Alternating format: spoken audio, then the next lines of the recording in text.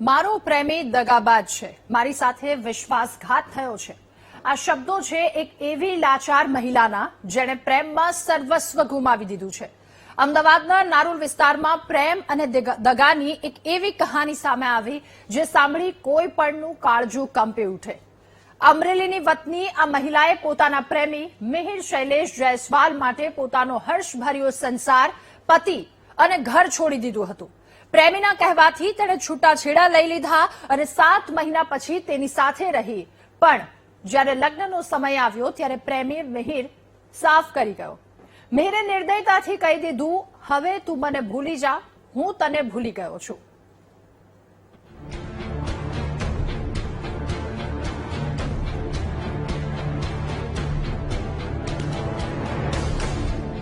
મિહિર શૈલેષભાઈ જયસ્વાલ નામનો વ્યક્તિ છે. એની ઉપર મેં ફરિયાદ નોંધાવી છે. એ છેલ્લા 7 મહિનાથી મારી સાથે રહે છે નારોલ નક્ષત્ર હાઇટ્સમાં. અને એણે મારી સાથે લગ્નનો વાયદો કર્યો હતો. લગ્નની લાલચ આપીને મારી સાથે 7 મહિનાથી રહે છે, શરીર સંબંધ બાંધીને. અને જ્યારે મેં એને કીધું કે ભાઈ હવે તું તારા ઘરે કહી દે, મારા ડિવોર્સ તે કરાવ્યા છે, બરાબર, મારા ડિવોર્સ પણ એને જ કરાવ્યા છે, અને હવે તું લગ્નનું કહી દે, તો એમ કહે છે કે ભાઈ મારા નાની મરી જશે, પછી 5 વર્ષ પછી તારી સાથે લગ્ન કરીશ. તો પછી મેં એમના ઘરે જઈને એના મમ્મીને વાત કરી. અમદાવાદનો પ્રેમી, અમરેલીની પ્રેમિકા, પતિને બાય બાય અને પ્રેમીને ગળે લગાવ્યો.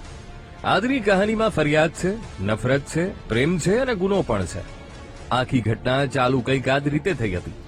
અમદાવાદના નારોલ વિસ્તારમાં આવેલી નક્ષત્ર હાઇટ્સમાં રહેતા મિહિર શૈલેષ જયસ્વાલ અને અમરેલીની વતની એક મહિલા વચ્ચે પ્રેમ સંબંધ બંધાયો હતો.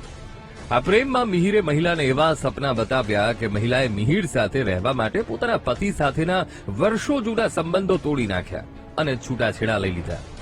છેલ્લા 7 મહિનાથી આ મહિલા મિહિર સાથે તેના ઘરે જ રહેતી હતી. પણ હવે પ્રેમી મનાઈ કરે છે અને એવું કહે છે કે આપણા લગ્ન નહીં થાય. એમ કહે છે કે ભાઈ મારા નાની મારા મમ્મી ના પાડે છે તારી સાથે લગ્ન કરવાની. એટલે મેં એમ કીધું શું કામે?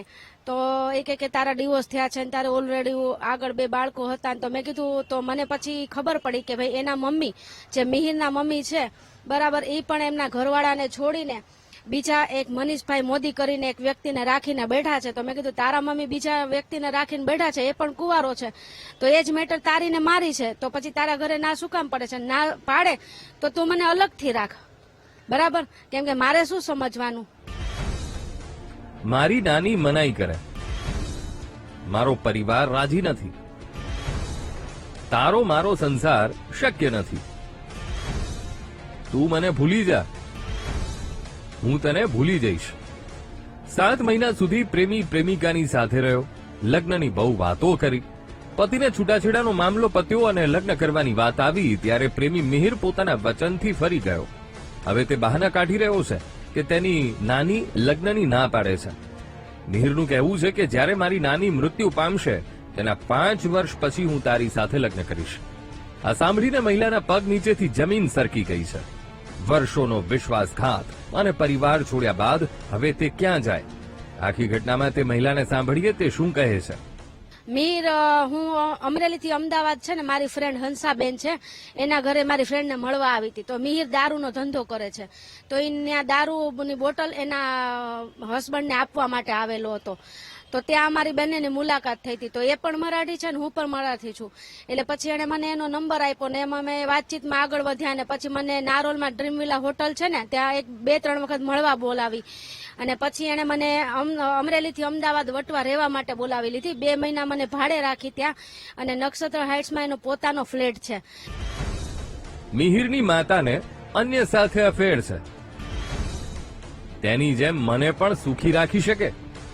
પીડિત મહિલાએ ગંભીર આક્ષેપો કરતા જણાવ્યું છે કે મિહિરના પરિવારમાં પણ નૈતિકતા જેવું કંઈ નથી. તેણે કહ્યું કે મિહિરની માતા પોતે પણ અન્ય પુરુષ સાથે રહે છે, તો પછી તેને કેમ સ્વીકારવામાં નથી આવતી? આ સમગ્ર ઓળખાણ એક મિત્ર દ્વારા થઈ હતી, જે દારૂના ધંધા સાથે સંકળાયેલો હોવાનું કહેવાય છે. મિહિરે તેને અમદાવાદ બોલાવી હતી અને હવે તે જ તેને રસ્તે રજડતી કરી રહ્યો છે.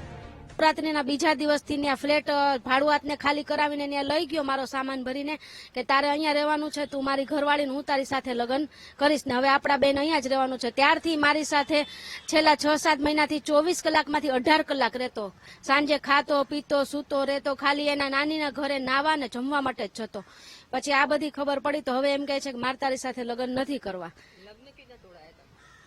એને જ્યારે મારા હસબન્ડના ફોન આવતા ને સમાધાન માટે તો એ કે સ્પીકર ફોન કર, તું એકલી હોય તો વાત નહીં કરવાની. મિહિરનો પરિવાર મને જીવવા નહીં દે, મને પરેશાન કરે છે. મોહબ્બતને પામવા ગઈ અને જિંદગી નર્ક થઈ. આખી ઘટનામાં મહિલા અત્યારે પણ મિહિરના જ ઘરમાં છે, પરંતુ હવે તેને ત્યાંથી કાઢી મૂકવા માટે દબાણ કરવામાં આવી રહ્યું છે. મિહિરના લુખ્ખા મિત્રો તેને સતત પરેશાન કરી રહ્યા છે અને મકાન ખાલી કરવાની ધમકીઓ આપી રહ્યા છે. મહિલાની એક જ માંગ છે કે મિહિર તેની સાથે લગ્ન કરે, કારણ કે મિહિરના કારણે તેણે પોતાનો હર્યો ભર્યો સંસાર અને પતિને છોડ્યો છે. અને જ્યારે મારે કોર્ટની તારીખ હતી ને અમરેલી, તો મારી સાથે અમરેલી આવ્યો તો મને કે હું ઉપર કોર્ટમાં આવું, તો મેં કીધું આવ. તો મારા હસબન્ડની સામે જ ઉભો રહી ગયો. મારા હસબન્ડે એના વકીલને કીધું કે ભાઈ મારે સમાધાન માટે વાત કરવી છે, તો મને આણે ના પાડી કે તું વાત નહીં કરતી કે અને ડ્રીમવિલા હોટલમાં એણે મારા ઓપન વિડીયો અને ફોટો પણ પાડેલા હતા કે જેથી કરીને હર વખતે મને એવી ધમકી આપતો કે તું જો ફરી જઈશ કે પછી તું તારા હસબન્ડ પાસે વહી જઈશ તો હું આ વિડીયો ને ફોટો વાયરલ કરી દઈશ, એવી મને ધમકી આપતો. ત્યારે એણે મને કીધું કે તું ડિવોર્સ માટે કહી દેજે કે ભાઈ મને ડિવોર્સ કરવા છે. એટલે એ મારા સામે જ ઉભો હતો. મેં પછી એમના વકીલને કહી દીધું કે મારે વાતચીત નથી કરવી, મારે ડિવોર્સ લેવાના છે, અને એને મારા ડિવોર્સ કરાવ્યા છે. પતિ સાથે છૂટાછેડા લીધા, પ્રેમી છોડી ચાલ્યો ગયો, પરિવાર મને ધમકી આપે છે. આખી ઘટનામાં પીડિતા દુઃખી છે. પીડિતા જે મુશ્કેલીમાં છે. તેણે પોલીસ ફરિયાદ કરી છે, પોલીસે ફરિયાદ પણ લીધી છે. આવનાર દિવસમાં પ્રેમીને ઝડપી લેવામાં આવશે, પરંતુ પીડિતા એવું કહે છે, મારા પ્રેમીને કારણે મારી જિંદગી નર્ક થઈ ગઈ છે. અત્યારે તો હું એના ફ્લેટમાં જ રહું છું. હજુ તો આ મને આવીને હેરાન પરેશાન કરે છે. હાઈવે ઉપર એમના 2-3 લુખ્ખા છોકરા છે જે દારૂના ધંધા માટે રાખેલા છે, એ આવીને મને હેરાન પરેશાન કરે છે કે તું મિહિરનો ફ્લેટ છોડી દે, નહીં કે તને જાનથી મારી નાખીશું. અને એના મમ્મી સોનલબેન અને જે એમના બીજા ઘરવાળાને રાખીને બેઠા છે મનીષભાઈ મોદી, એ લોકો પણ એક વખત મારા ઘરે આવ્યા હતા ફ્લેટે મને ધમકી આપવા માટે.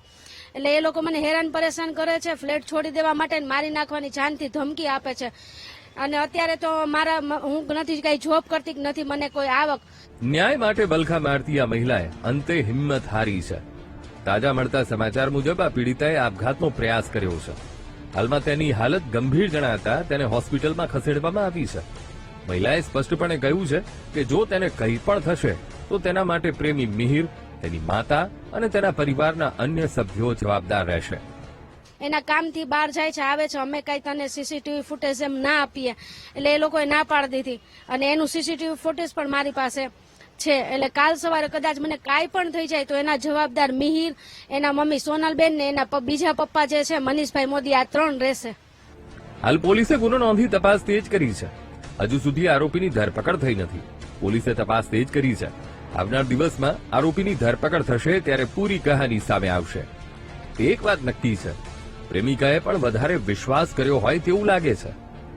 કેમેરામેન પરેશ રાજપૂત સાથે અનિતા પટણી, વીટીવી ન્યૂઝ, અમદાવાદ.